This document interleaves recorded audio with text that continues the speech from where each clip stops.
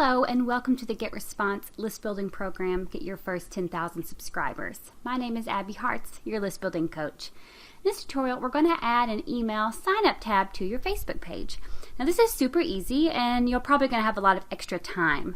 So this is the website that I'm working on, and this is a version of the form that I'm going to be adding to my Facebook page. And so what we need to do is we need, of course, to get signed into your Facebook account and then sign into your GetResponse account. Next thing we're going to do is find the app that we're going to add to your Facebook account. The easiest way is just to click the help link that you saw me do. We're going to look for Facebook app. And this is going to bring up a blog post that has a link in it. Okay, that's what we want.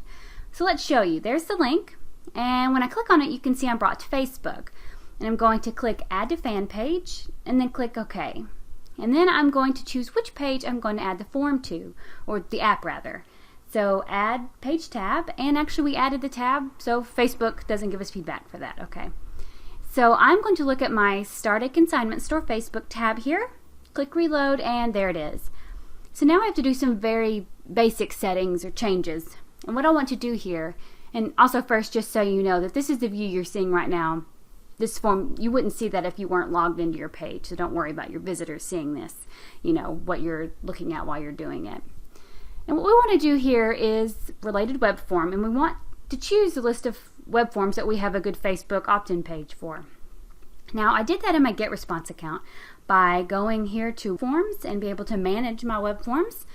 And then I took my primary opt-in box and just clicked Actions. And then I clicked Duplicate, and then as soon as I click Duplicate, the page reloads into the editor. And so I went in, I clicked Edit, and that's when I went up with a few fixes whenever I'm here in the editor. Really the only changes I made was that I took the picture out, because this picture tends to mess up the way it appears on Facebook. And I'm not, sure why, but I just really wanted to keep it simple, so that's what I did. And that's really all I did was just take the picture out, and then I went to the settings, and I renamed it Facebook Opt-in. Then I left all the other settings the same, and I want confirmed opt-in, and so that's going to be the page. And so this is already preset to send people through a series of landing pages and welcome emails that we set up in earlier tutorials. So I click Save, and then Save and Publish. And I don't even need this, really, so I went back to Web Forms List. Because we're using the app, you don't actually have to paste in any code, which I hope some of you enjoy.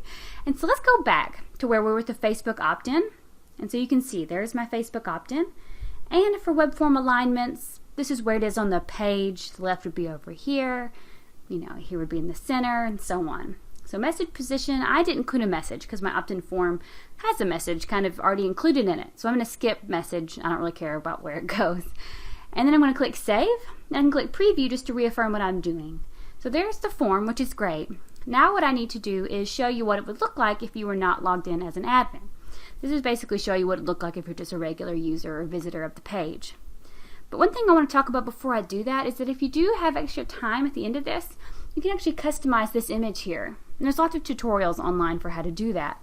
And so if you've got some extra time before this hour closes, I'd recommend just making a simple little image that says something, like sign up for weekly updates here, and add that. It's really easy.